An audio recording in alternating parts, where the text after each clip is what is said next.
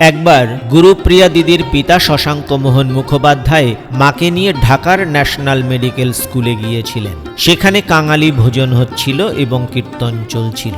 এই পরিবেশে মার মহাভাব প্রকাশিত হল।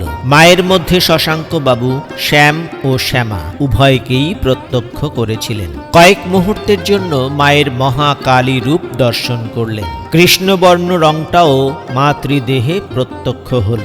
শশাঙ্ক বাবু, যিনি অখণ্ডানন্দ স্বামী নামে পরিচিত, মাকে মুন্ডমালা গড়িয়ে দিয়েছিলেন।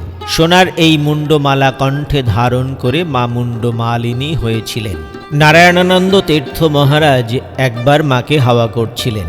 এই সময় মায়ের ললাটে সিঁদুরের বড় ফোঁটার নিচে খুব উজ্জ্বল একটি অর্ধচন্দ্রাকৃতি সুন্দর রেখা দেখতে পান। শুক্লপক্ষের পঞ্চমীর চাঁদের মতো ওই উজ্জ্বল রেখাটি প্রায় 2-3 মিনিট স্থির থেকে ক্রমশ মিলিয়ে গিয়েছিল।